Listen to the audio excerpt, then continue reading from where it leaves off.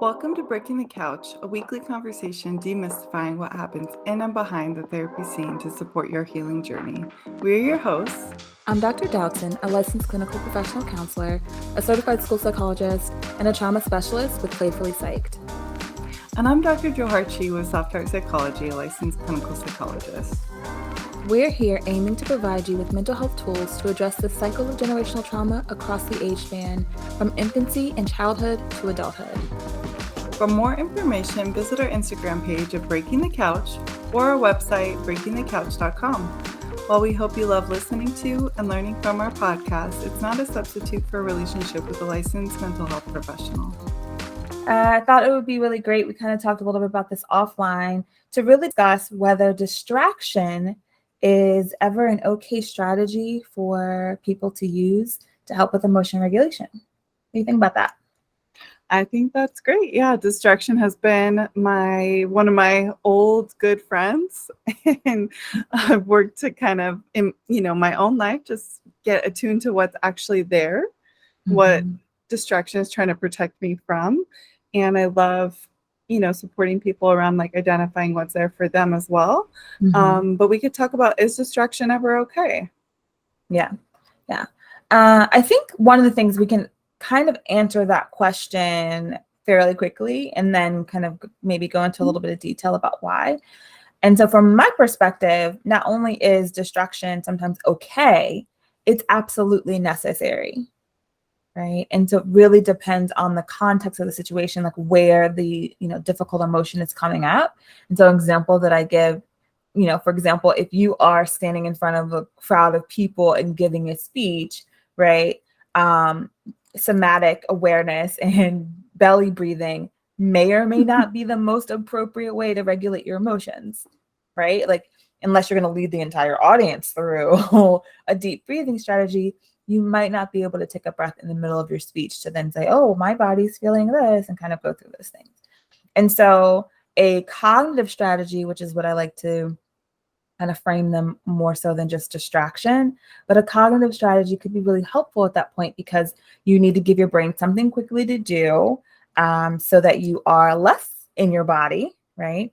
Helping yourself kind of regulate a little bit, moving forward, and then you can always loop back and address like, what was that like for you? What happened? And process the emotion that way. I think that can be really helpful for people to just know not only is it okay, right? Here's the difference of what it looks like.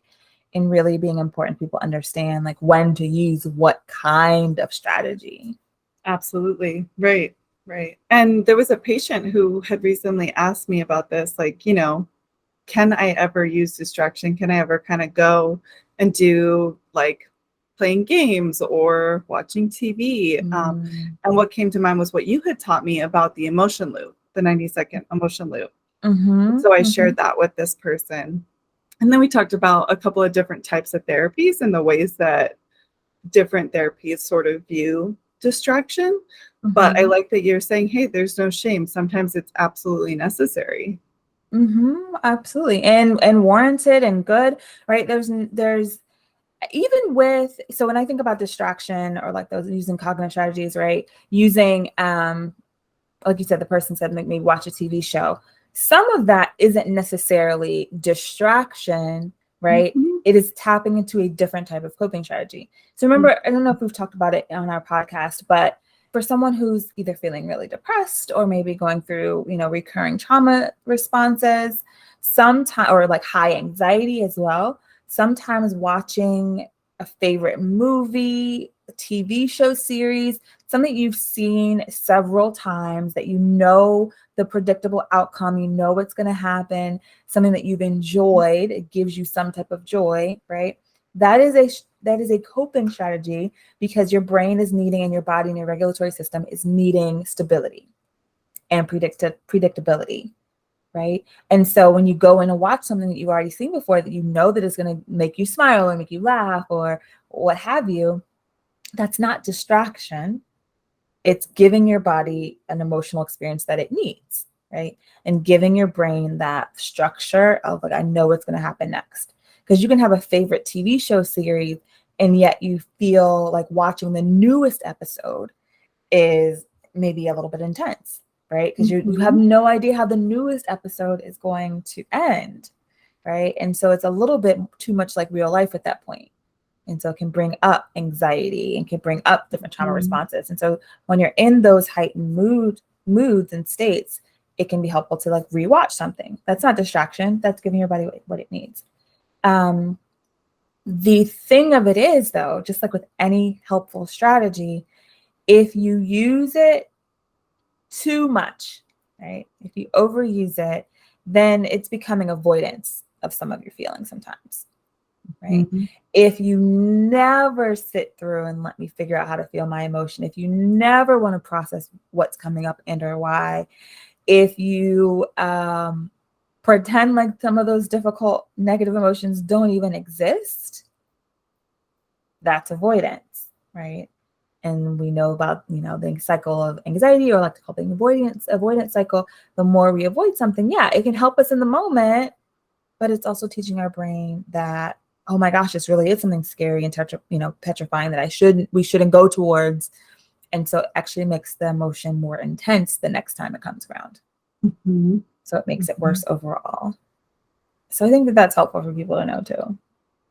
Yeah. I love that. It's like a lot of different parts of that. So that if, somebody wants to watch TV as they're in between sessions homework, it just kind of depends what's their intention behind that, right? Do what you want to do in the first place. But it sounds like if there's some intentionality around like kind of soothing with something that we can already predict and know what, know that we're going to have some pleasant feelings around, then go for it. And then if there's a pattern of avoidance, I think I heard you say, then that's where we would kind of see what's there, maybe kind of investigate further. And that reminds me of the 90-second, emotion loop thing. Is like, I guess, the research shows that when we're able to note what it is and label it, that in of itself can help us. It could kind of help organize things. And so it kind of makes me think of if we see a little kid fall from their bike, right? And they're crying, we'll want to sit with them for a second with that. And then if they're able to label that they were scared, or they were able to label that they're hurt, or whatever came up for them, then that could be helpful. That just kind of helps organize the situation. Yeah. And then you can kind of process and move through that, right? So as you like mentioned a few times, this 90-second loop, and we call it the 90-second emotion loop, right? So we know from, I think it was like a neuroscientist who had her own, I think she had a stroke, or she had something happened to her neurocognitively that's really helped her like do studies and kind of look at the brain and look at our emotions and how these things are connected. And what she found is that when left unattended, right, a natural emotion loop is about 90 seconds, right? So when people say like, I've been feeling sad all day long, no, you have had waves of sadness throughout your day, absolutely. But the same one prolonged emotion for more than 90 seconds isn't really accurate. Now, what happens is, like you said, if we're able to identify the emotion, kind of label it, sit with it for a few seconds, let it happen, it can naturally pass, and we were going to be into some other emotion because we're feeling stuff all day long. What we usually do when we're saying we have these like sustained emotions, these sustained loops, is we are doing something to get back on the loop part. So I kind of think about it as, I don't know, like the Hot Wheels track, where you kind of go around, right? And I don't know if you've ever played with those, but sometimes you'll try to jump the track so that it will keep going in a circle, but it's supposed to like come out of the other end, right? So if we think about the emotion loop as it's supposed to go up and around and out the other end, but instead we do something, we block it so that now it just goes back over in the loop again, right? So then we kind of get stuck in that sad cycle and that anxious cycle, whatever it is, right? Sometimes what we do to re-trigger it is a thought comes up. Maybe it's intrusive, right? A thought that will come up that like we didn't expect or we didn't have control over, but it comes back and now that is scary. We're back in that emotion, right? And that's why sometimes when people, it's a fine line between something that's cathartic and something that is putting us back in that loop. For sometimes people, when they vent, it feels nice to just get it out there. And for other people, sometimes when they vent, it's putting them in that loop. They feel worse or they feel just as bad, right? Because it's the part of the venting. Are you focused on? Are you focused on the part that was like the hardest part and you're just back going around in that circle about how bad it was? Then you're staying in that loop. So the idea of feeling your feelings is that give it 90 seconds, label it, experience it, and go minute and a half. I think that's so great, right? I think it's great sitting here with you when I'm feeling like neutral or pleasant things. When I'm feeling sad or mad or whatever, that's a little harder. Yeah. And so one of the therapies that they talk about is, they say like riding the wave. So like kind of sitting with or riding the wave for a little over a minute, like you described. And then in certain situations, like for example, if somebody were thinking that the feelings were so big that, they felt like they might do something that they wouldn't want to do, then they say that in this type of therapy that distraction is okay. And I'm not super skilled in dialectical behavioral therapy, but what they talk about is that like riding the wave, sitting with something for a second. And then if it's too much, it's okay to distract through things that you might have talked through with your therapist. Like, hey, I'm going to distract with this, that, or the other, worst case scenario, this is what I'll lean on. I love all these therapies because they just repackage the same lingo in different ways. That's right. Yeah. That is 100% the same as like in the emotion loop. And then like going back and at the end, right? Like I've done this thing, I've labeled it, I've been with it, and now I'm going to do something else. I'm going to shift, right? I'm going to, like you said, watch a TV show that I enjoy. I'm going to do something different to get myself not reactivating the same loop, not going back into the wave. I love it. Yep. Yeah, it makes me think, like, I really liked your Hot Wheels analogy because the blocking part makes me think of how there was a little child going on his bike. I'm like obsessed with bikes. I just learned how to ride a bike. And they were riding their bike and they went on the like dirt side of things and skid and like fell. And like this one, what looked like a family maybe, like came over and was like, are you okay? And once the child said yes, they quickly were like, oh, but look, like you should stop crying because all these, I know. I was like, oh my gosh. You should stop crying because look, you hurt the ants. Like, I guess there was a trail of ants. I couldn't really see from where I was, but like you hurt the ants more than you hurt yourself. And then I was like, oh my gosh. And then another family came over and they had asked me, am I this child's family? And I was like, no.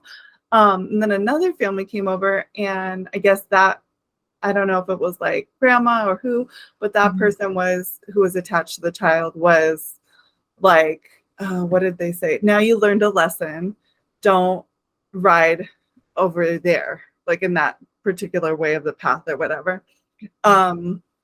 So yeah, it makes me think of the blocking of the Hot Wheels. We didn't even give that kid a chance to like let a tear drop before we were like, no, we're going to block the Hot Wheels. You're going to not be able to feel that sadness or fear or whatever came up for you. So. And even with that, I mean, even for that, I feel like it's teaching them that they're not allowed to feel feelings. They can't even go into the full loop. It's like, nope, can't feel that. Which we know long term is a huge problem with people being able to express and feel their emotions and then know what to do with them. Right. The whole point of, not the whole point, but part of the point of being able to feel your emotion is to then know what to do. Right. We are feeling beings. We are emotional beings. And part of what makes us social is having these shared experiences and empathy. It's hard to feel empathy if you've never felt the emotion yourself. Right. So that makes me sad for that kiddo. And I get it, right? The parent, we're not trying to shame the families. I see what they were trying to do. They were old school, right? It was like, if you don't draw attention to it, then like, oh, they won't feel it. And that's not actually accurate for emotions. Like they're going to feel, if they're going to feel it, they're going to feel it. We also don't know how people will feel. Like sometimes people will fall and like feel determined and like, oh, I'm going to do this again, or whatever the case may be. So one assuming that they were okay because they said they were okay, I'm sure they've had a lot of experiences that they knew the right answer to say. And that was that I'm okay, right? Like, yeah, that's really hard. Poor kiddo. I know. I keep thinking about that situation when it comes to this emotion stuff and sort of just allowing something, because maybe 90 seconds later they would be really welcoming a hug or being able to say, oh, I do feel kind of scared. That was kind of scary, or whatever, you know? Absolutely. I mean, and that's the thing that's so interesting, because most of the time children, I mean, I think, you know, me and babies, right? If you look at a typical like baby or toddler, so someone under 2, even 2-year-olds, how they cycle through emotions so quickly, right? Like they could be like full on actual tears, screaming and crying, like sad and upset, whatever, right? A minute later, sometimes they're smiling and happy and playing, right? Because even though they didn't have the words to label the emotion, they had the very primitive, like, well, I'm going to feel, like they are at the point where you feel everything, right? They don't yet have the social rules about holding back emotions. And so if we kind of look at little babies and young children, we can see like, oh, right, emotions don't usually have to last hours or days, right? We can kind of ride the wave. We can get off the Hot Wheels loop and like keep on about it. We're gonna go into another loop, but it might be a good one, right? It might be like a one we're laughing and enjoying ourselves, like that. And I like to reactivate those, right? I like to be like, let me make a memory, let me like think about how this feels. I want to sit in those loops longer. Those are the loops I want to sit in. I don't want to sit in the really hard ones for longer than I have to. But that's just me. No, I'm really happy you brought that part up. I was not thinking we would have any like, what about the joy loop or the, I don't know, excitement loop or whatever other feelings. Yeah, because the emotions, right? It's not just for like the hard emotions, right? It's for excitement, it's for feeling love, it's for, joy, all those different things. So when I can, that's just I tell my patients, like, sit in it, let's sit in this one, let's celebrate, let's do some dancing, let's like really make this loop longer, right? Let it last longer. Let's laugh about it. Let's joke about it. Let's like do what we need to do to sit in this one for longer, because unfortunately, for some reason, socially, we've been conditioned to sit in the other ones longer. And it's like, okay, well, at least can we make them equal? Like, fine. Can we at least sit in the good ones for as long as we've sat in or reactivated the not so good ones? That's how I would like to call that in. I would really like to just say, I want that to happen all day, instead of like, oh man, I just keep going back to sadness again. Like kind of like what's that movie? Whatever the movie was, where the different Inside parts. Out. Thank you. Yeah, where was going. I did a little mini like review on TikTok about Inside Out. Oh, I want to see that. It's so small. It's like really quickly, but yeah, I love that movie.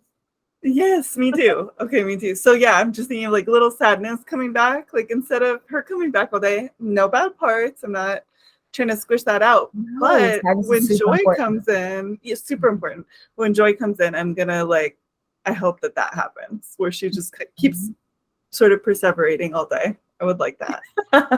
Right? Yeah, like let yourself feel it. Let yourself feel. That's what we're saying, right? I think the takeaway. We want you to feel all the feelings, right? When the time allows for it. That is perfectly okay to also use other coping strategies that are sometimes categorized as distraction, cognitive strategies, things that are going to fill you up in a different way, appropriate. And then we also want you to be in your body somatically experiencing that for all of your emotions sometimes too. And that's literally all of that, just kind of all of them intertwined. Absolutely. Yeah. So I'm really happy that we were able to talk about, the big question, is distraction okay? We kind of touched on the 90-second emotion loop. I really appreciate your description of that. And then how we talked about how labeling what's there is helpful. And then a little bit about kind of this positive side too. Not to say there's a positive or negative, but like that all feelings are welcome. Yep, that's great. And so, as you guys all know, we are on Instagram. Feel free to tag us in your stories. We are on YouTube, and we have books in our bookshop. If we ever discuss any books in our podcast, we put them in our bookshop. All of those information will be available in the show notes. And we have a website, breakingthecouch.com. So you can feel free to leave comments. Let us know what topics you want. We're trying to, put topics out there that are helpful for our listeners. And so if there's something you really want us to talk about or something you want us to clarify on, please let us know. You can also send a voicemail if that's ever a thing that you are capable of, want to, and we can add it to the show. You can hear your voice on there or whatever that looks like. All right. Well, until next time. If you are looking for a therapist for yourself or your child, you can visit our websites, playfullypsych.com or softheartpsychology.com. We appreciate you joining us this week and can't wait till there's another opportunity to jump on the couch with you next week.